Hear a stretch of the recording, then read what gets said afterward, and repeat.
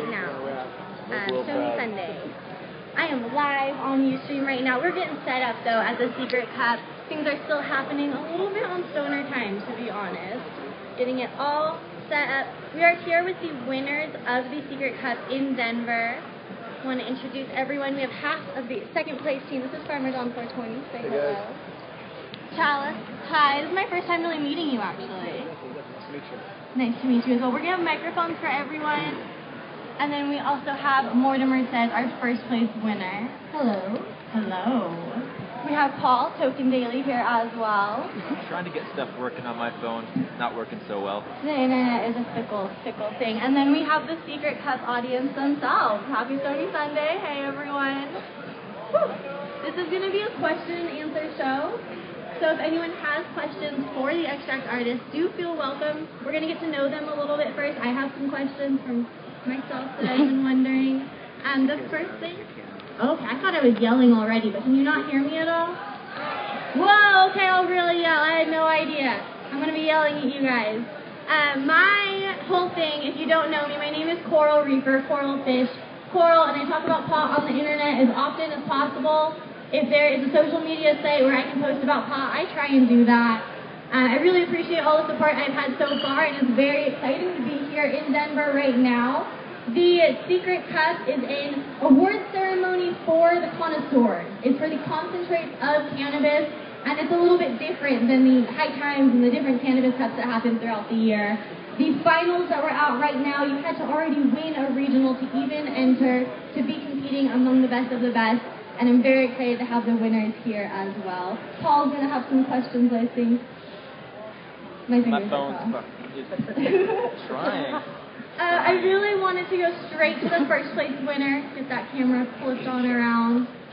And my first question is, I don't know much of the backstory behind Mortimer Says. So my first question is, how long ago was the first time blasting? First time blasting? Yeah. I'm gonna average around 2 years ago. 2 years? That's amazing come up, I think. Incredible. Thank you. Can I ask everyone, first time? How long ago was that? First time for me blasting? Yeah. Probably 03. Wow, we got a long time here. Chalice. Oh, in LA, right? Yes. Awesome. 03 OG, man. Right? I've only been blasting since April 20th of 2010. I decided to do my first run off of YouTube, and it was 420, and I was like, hey. That's a special day. I thought it was. I have a new guest on the end of the table, and I'm really not too familiar, so please say hi. Hi, I'm Bobby Nugs. We entered early bird extracts all the way from the East Coast, Rhode Island. My first blast was probably 2 years ago. Up until that, I was a bubble hash man. I still am, but I am damn thankful that I picked up a tube of cane, I'll tell you that right now. Absolutely. Thank you for joining us. Oh, yeah. So there's a huge difference. We've got from 03, just in the last 2 years. One thing that I really like to hear is learning from YouTube. Extremely dangerous in so many situations, but so incredibly powerful to the cannabis community. People in the middle of nowhere are not seeing concentrates from their friends. They're not seeing them from their dealers. They have to ask them. They have to make them themselves and show them that's what they want. And I just kind of wanted FarmerJohnFourTwenty to give his perspective on what the internet did for him. I'm hogging this mic. That's good. Actually, the internet's a really funny thing. I started using it as a tool on YouTube to try to get help.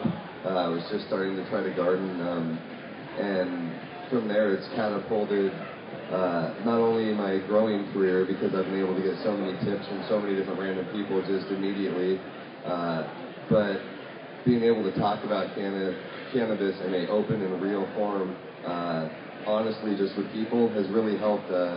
It's just sparked a fire, not only in my life, but it seems like in the community around me. And it's just also strived to make me a better person as far as the concentrates I make, the flowers I grow, because I am showcasing that to more and more people every day, and it just helps you strive to be better at what you're doing. Yeah. Since 03 with Chalice, I feel like the regulations are obviously completely different. Things are changing and growing, and how people are presenting themselves in their extracts. completely different than where we were 5 years ago. Definitely. So where's the internet to you? What does that mean for you? Does it help you? Are you afraid of it? Do you love it? I mean, being in California and LA, I'm definitely, it's such a great area over there right now, especially for concentrates. It's technically still illegal to produce and all that, so, I'm a little paranoid, I'm not going to lie. Yeah. But, I do what I do. I try to be as safe as possible in everything I do. And, learn from your mistakes. So... People got to do it. As long as the laws are not changing, we still have to make movement. We still have to show that it can be done. So it's very important. I appreciate your work. When it comes to being paranoid, that's something I think a lot of cannabis consumers are considering. Even if they're not really crossing huge federal laws, they're not blasting, they're not having ounces at a time. You're still very hesitant in many states to post your picture online smoking weed. And I think it's a lot of different things. We're afraid of the stigma legally. We're afraid of our bosses finding it, our parents, anyone. And one story in particular, again, is Mortimer Says. I started following this feed, and I would say it was easily 3 months into the feed before I found out Mortimer Says was a woman. And it's not relevant to every feed that I follow on Instagram. It's not relevant to every friendship that I have or person that I talk to. But I was genuinely surprised. I was just floored that she was playing so hard with these boys, and she was winning, and her shouter was the best that I had in Colorado when I came out here before. It was amazing. So to see her come up and to see her win first place, I had goosebumps. I screamed so loud. I hope you were all here to see her win. It was incredible. And up until now, and up until the different win regionally, she wasn't really on camera. So I'm actually really excited to have this opportunity to film her. I'm sneaking in as many shots as possible. But what do you feel about being paranoid? What do you guys both feel? About, this? Why? Yeah, why so off camera? My real reason was because it was more to promote what I was doing rather than who I was. And it's kind of hard as a female to get recognized for what you're doing rather than what you look like. Not saying anything like that, but It's true. Yeah. So I had to kind of cut that whole thing out and just focus on what I did so that people would pay attention to that. And that's why kind of now I guess it's okay because I got recognized for what I wanted. Yeah, absolutely. People know you for your work. They don't know you for your cute pictures or anything like that. It's absolutely true. And I think it was incredibly powerful. Sometimes it needs to be done that way. You just step up as number one, by the way. I like that. Have you been paranoid? Have you been on camera? Well, let me see here. I think when we're all part of something that is going to change where we live, the people we're around, the type of things we do every day, we need people that are going to be on the front lines and aren't scared. So I made a conscious decision to be all in with this. This is my whole entire life. I will never be scared. I will never be intimidated. If they want to try, they can. I mean, I come from a coast on the East Coast where things like this aren't normal. This doesn't happen out there. So being able to sit right here and talk to all you guys is an absolute honor, and I'm very, very thankful for that. Amen. And to be able to take home Connoisseur's Choice, the People's Choice, I'm just about speechless, and I'm surprised I can even express myself to all of you. But no, I will never be scared. They cannot intimidate me. The more the merrier. Join us. Let's change the fucking world. Absolutely. When you say on the front line, I think that's so important for people to consider. Because a lot of us here are on the front line. We're putting ourselves at risk. We're making this our life. But not everyone is a soldier. Not everyone is on the front line. And we have to show their support too. We need the people on the back end. We need the people that are still behind closed doors. So it's important that we pass the legislation to support them and protect them just as much as they're trying to work hard for us. Yeah, I just had to say that. I'm looking for some questions from the live stream as well. I do see one that's missing. I think it's a name, but it was how did you all get started? Where do you even go from smoking weed to all of a sudden you are extracting? Let's start at the end. We'll just move all the way around if we can. Thank you. All right, so here I am again with the microphone. I actually started in this industry being a journalist, and I've written for numerous medical marijuana magazines across the U.S., and I was actually gifted my first set of bubble bags about 3 years ago and a washing machine, and it was in a dire time in my life where I was very down, and if I didn't have that thing to occupy my mind, I think I would have went a little crazy. Those bubble bags and that hash absolutely saved my life. They took me off of pills, I mean, it did it for me, and I did it for that one reason, just to stop doing the pharmaceuticals, to calm myself down.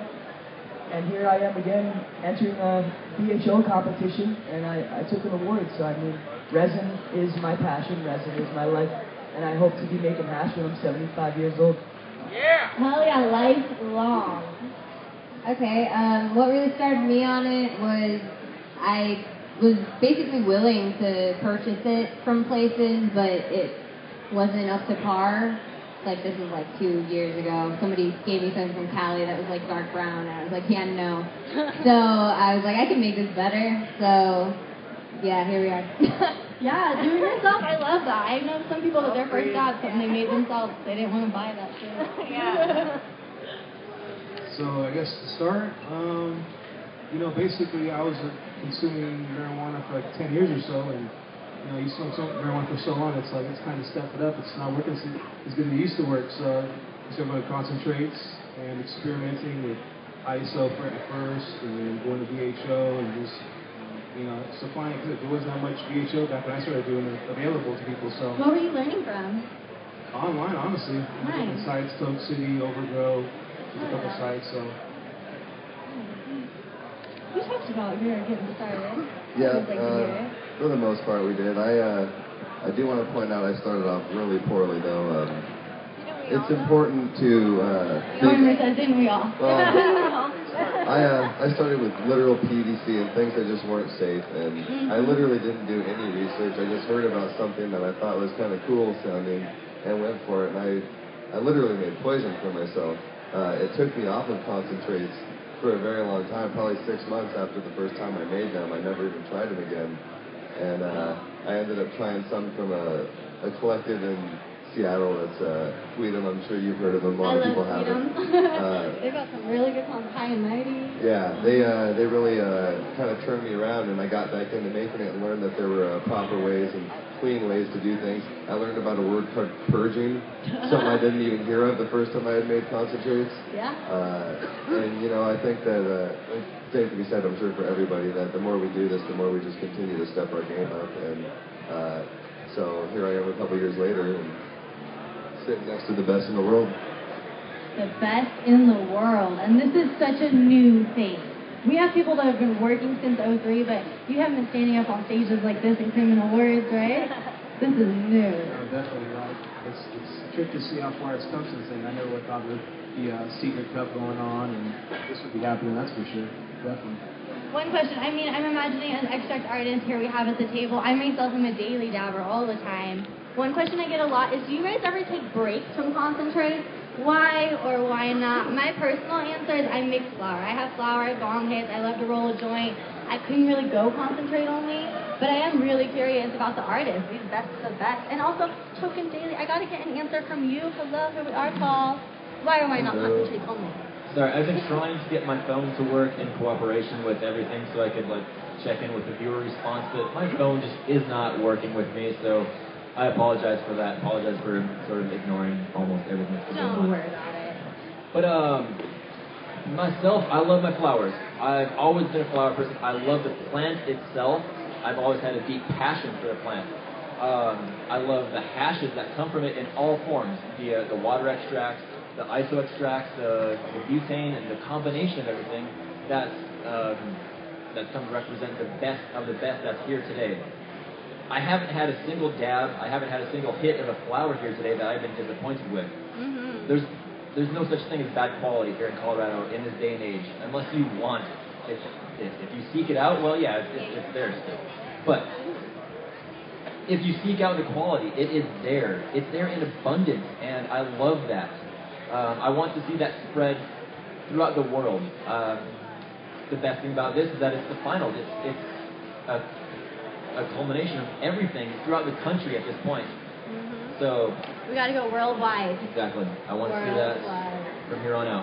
Absolutely. Do you ever take dab breaks? I wouldn't really ever call anything a dab break unless you consider sleeping. 12 hours. I will sometimes roll a joint of flower with concentrates, but I try to keep it the same concentrate that the flower would represent, so I can at least keep the flavor profile on point. But about those like theme bowls and theme jars. Yeah, I have extreme pain in my feet, and the concentrates do that for me. So I'm probably on a 3 to 4 gram a day concentrate diet, unless you're at these events. So flowers just they're great, but I think they're more for healthy people a lot of the time. Concentrates really are more potent. So, absolutely. I still appreciate flowers. I'm a big fan of flowers. You know, I do concentrates, obviously, I do dabs, but I'd say, you know, in the mornings especially, I have to wake up and take some bong hits or roll a joint, something like that. It's just kind of a ritual for me. But that's just the way I am. Yeah. I'm kind of backwards. I do like dabs first thing in the morning, and then as the day progresses, it's like some flour mixed in, kind of melting out. Yeah, I go back and forth once in a while, definitely. I feel like I very rarely, if ever, can remember seeing flour on your feed. If you go back to the beginning, it's there. That's how it all started. But if someone rolls a joint or offers me flowers or they're around, like I'm not gonna turn them down. But I don't really. You came over, you couldn't find flowers anywhere unless they were like being prepped to be blasted or something. I don't really take breaks either. It's like medicine, so like you probably shouldn't do that. Amen to that. Absolutely. Like, you know. But yeah, I don't really take breaks, and I'll smoke flowers, but I don't really try to. It's just the combustion taste. It just reminds me of just any burning thing tastes the same, whether it be cigarette or unless it's really good flowers, then I'll smoke it. Around here, that's not a problem. Well, I guess they call me Bobby Nugs for a reason.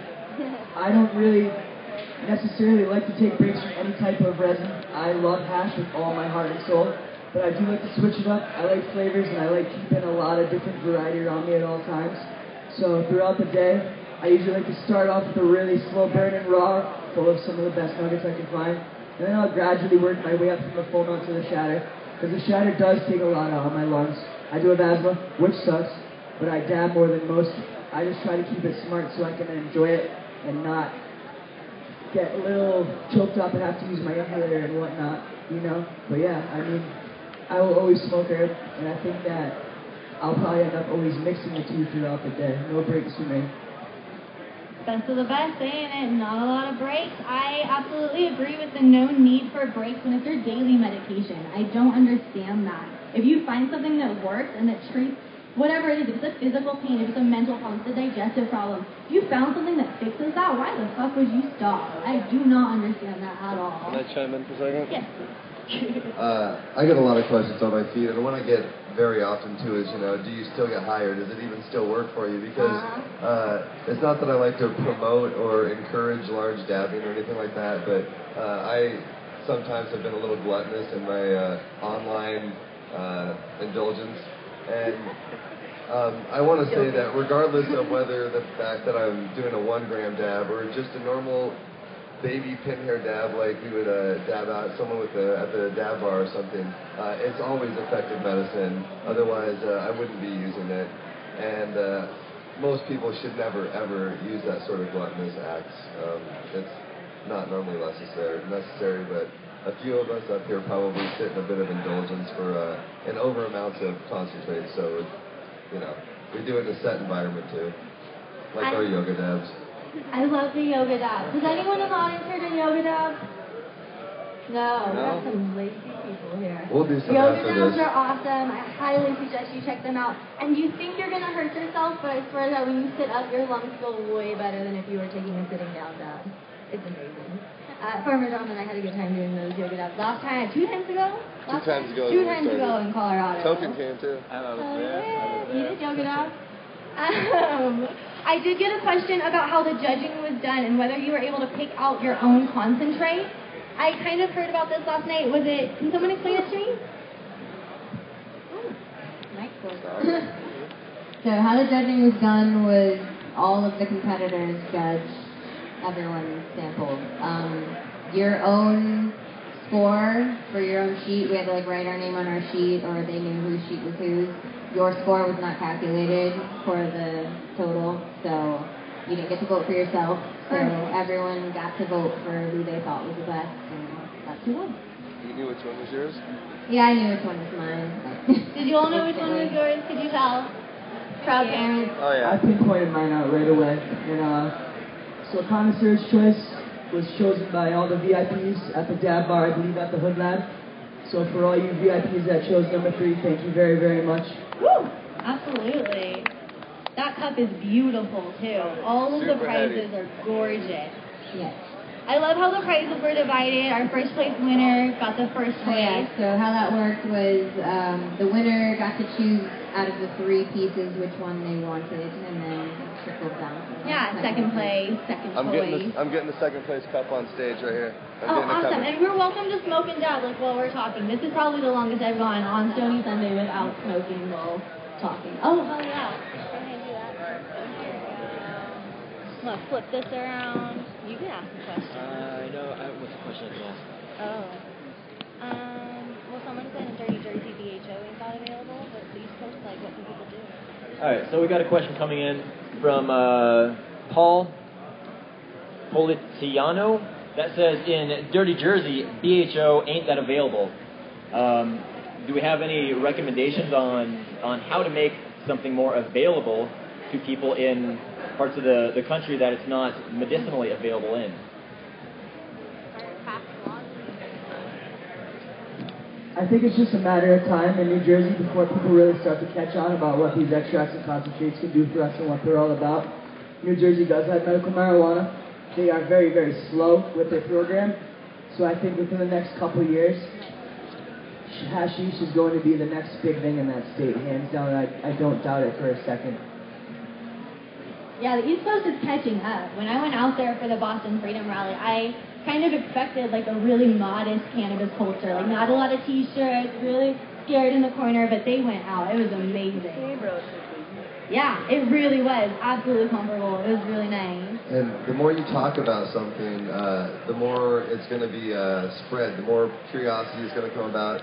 The more people are going to start figuring this out. So talk to the people that you're getting your cannabis from.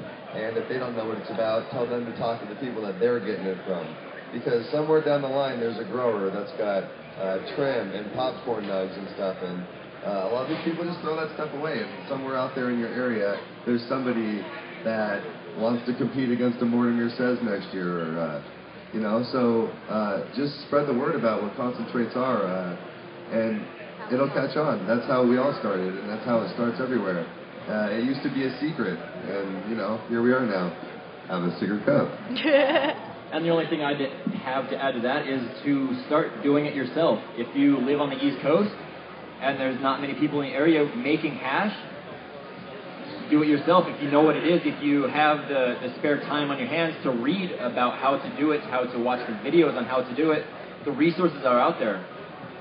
Take the time, do it yourself, and be here on the panel next year. And do it safely. Yes. Don't ever get excited over a dab, because your arms, your face, your legs, your house, your kids, they're worth more than a gram or two, always. Yeah, I like to say one thing about that. People are really being unsafe out there, and it really gives the whole community and the whole culture a really bad image. We want to make it medical and all this and that. And I'm not going to say, I've been guilty of not being unsafe myself, so I'm going to be talking to myself and everybody. We all learn. So we all need to just, be as safe as possible, and try to give it as good an image as we can. Learn from our mistakes, not your own. Exactly, learn from our mistakes, not your own. What mistake did you share? I'm kind of curious. Like, what was something you did and you're like, oh, hell no, I'm never doing that again? I mean, so don't do it indoors. If you have any kind of worry, or you're just not sure about something about it, don't do it. Just don't even, don't do it. Read up on it, like you said. If you still feel uncomfortable, just don't do it. You got to be 100% or 99% sure you feel comfortable, you know what you're doing before you actually do something like this. So, and the resources are out there, like you said, online. Exactly. Get learning. Exactly. You're done, Glenn. You can always come out to an event like this, and don't hesitate to approach someone like us and ask questions. Hell yeah, that's what these events are for. Tickets are available. Often day of, you can come through, walk in, and the experts, the professionals, the artists are here. Yeah, it costs a little money to come to an event like this, but the lifetime reward it could turn around for you and your whole community is just, it's priceless. Absolutely. We did get some questions in from the live stream. Kiki Bean420 is wondering, when she's out buying concentrate, she's looking around, there's so many options at different clubs. It's going from really waxy, really even gooey sometimes, or shatter. What's the easiest way for someone walking into a club to just know this is going to be quality? What can they look for in certain ways? Charles, can I start with you? I mean, it really goes on what you prefer. Some people prefer wax, some people prefer shatter. For myself, if I was a consumer, if I was going to walk into a place and see what they wanted, I'd look for clarity, is it stable, sappy. I like sappy stuff too, but not with sappy where it's not where you can even touch it and mold it to something like that, so stable as possible, just stability and clarity, Also, I'd like to add to that too, if you don't know what you're looking for when you're looking for it, look for a knowledgeable staff at a collective. Don't go somewhere where the person doesn't know what they're giving you. You should be able to ask questions about the concentrates on their shelf, and they should be able to give you knowledgeable answers about where that was made, how it was made, whether it's a good product for you and your ailments. So if you don't know what you're looking for, please make sure you're asking and find someone who does. Absolutely. Let's pass the mic on down. We have Daniel Desai, who I have to pass a huge thank you to. I wouldn't be here without him right now. I think a lot of us can say that in the room. Thank you so much. And thank you so much for doing this, and all you guys for competing, and thank you, Paul Token, for being up here too. Hate to do this, but I just have to say, if you have a white Mitsubishi Zion, it's a live show. I'm sorry. No, go for it. If you have a white Mitsubishi Zion, you need to move that because you're parked right in the fire lane. Oh shit. The fire lane. White Mitsubishi fire. We won't put you on camera. I won't call you out. But someone needs to move their car. Move that shit, yo. It was kind of cool over here. I mean, shuttles kind of cool, kind of not sometimes. But I liked that there was parking available. I didn't have to deal with it too much. My friend Buddy Crawford drove me, and we just parked real easy and came right over on the shuttle. Some of these events you hit up, you're parking from blocks away and walking. So I think the Secret Cup really did it right. I've got a question. Did we get everyone to answer one of the last questions? I took a half-gram dab before this show. So. It was about how to find... Oh, yeah. I still wanted some answers from that. I mean, I think that Chalice and John answered that question very thoroughly. I mean, texture, scent profile, clarity, there's a lot of factors to contribute, but really ask the manager of the store, the bartenders. They should know if they're working at the store what's good or what's not. And if there's anything not good in there, call them out. Hell yeah, we have that opportunity right now, being on the forefront of legalization and medical marijuana in the shop. You don't have to give your money to someone you don't like. You don't have to give your money to someone that doesn't know what they're talking about. There are other options out there. So if you do have questions, if you're wondering in person what's going on and they can't help you, I 100% agree. Just walk away. And Bobby makes a great point. If you take something from a collective and you go home and it's garbage, it's full of butane, it sizzles, it pops, it just doesn't do the trick, go back there and let them know that, because that same person making those concentrates is going to come back next week and try to bring them more of that, and you're going to be helping not only yourself but everyone in your community by stopping those dabs from getting into that collective. And hopefully, with any luck, rather than the concentrate artist getting butthurt over the situation, he'll go home and correct what he's doing and bring a better product. I do want to give everyone a chance to just say if they had anything they wanted to share with new extract artists or even new smokers. A lot of my audience, I don't think you guys know, they're of the younger generation. They're people that maybe are getting their first bong right now, and they just don't really know what to expect coming into this community. Just wondering if you guys have any tips for them before we go. I guess I would say that any stony face is a friendly face, so don't ever be afraid to come up and chat it up with somebody, ask questions, just anything. It's a great community. The more that I get involved with it, the more that I find that almost everybody in it is really stand up and really just wholeheartedly means the best they can. And yeah, I guess questions and everything, just being an open person is really going to get you far. Yeah. And I want to just thank everyone that was involved with this whole thing. Most importantly, I hope this is cool, I got to thank my partner, GarageGrow420. Yeah, he literally did everything on this whole thing. I was just a tester to make this thing happen. He brought me a long way. He's a phenomenal concentrate artist and deserves the world of respect. Him and Mortimer and Chalice and Bobby and everyone that competed in this whole competition. It was just one of the best times I've had out from anything, any of the Cannabis Cups, 7, 10 Cups, anything. And, anyone you guys want to thank, please feel free, for me, it's all because my partner, so I want to thank him. What I have to say is to everyone to always keep learning. There's nothing that's perfect here tonight. You know, we're all on the quest for perfection, but nothing is quite perfect yet. There's always something new to learn. There's always something new to explore. Do it. Try those new things. It might blow you away. It might be not so great. You never know until you try it. That's my quick little thing. Thank you.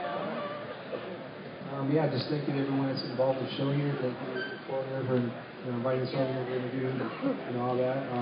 Like I said, everyone in that cup, I was really impressed, honestly, with all the entries. Honestly, all the entries were really a pleasure to smoke, and they all could have been winners in my eyes, honestly.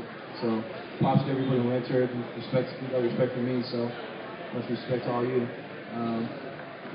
Thank you. Thank you, obviously, to everyone. I guess the little thing I'll say is just that I hope ladies are inspired and bring it. Yeah, the guys need to fucking bring it. I think every man in this room is inspired by this woman sitting next to me right now. All I have to say to our baby dabbers and dankers, medicate responsibly. I mean, be safe, educate yourself. Like John and Paul said, this industry is absolutely fascinating and beautiful because it never ends. There's always room for expansion. There's always room for growth. There's always room for improvement. So even if you don't make the best product right now, you will in a year. Keep up your tech. Keep practicing. That's what this is about. That's why we're sitting right here, because we've honed in our technique and our skill to a certain level that all of you must really enjoy and appreciate it. I mean, I just want to say thank you to Big D for flying me all the way out here from Rhode Island. I mean, uniting the coast and the 710 community on both coasts, that is absolutely awesome. I'm so thankful and speechless. I mean, we're going to be doing the East Coast Secret Cup hopefully in early May. Big D named the East Coast Secret Cup staff, the regional coordinator. We're going to try and solidify with the venue for that. And hopefully every single one of you here will be seeing 5 more people sitting at a panel out there in a couple months. So thank you very much. Safe travels back wherever y'all are from. I got to catch my flight at 11 o'clock tonight. I'll be getting landing in Boston at like 5 a.m. Got to take a dab and trim all day long and make some bubble. Much love. Hell yeah, thank you all for joining me here. It means a lot to share this Stoney Sunday with everyone here. Thank you guys, and as I like to say, stay high, everyone. Thank you guys.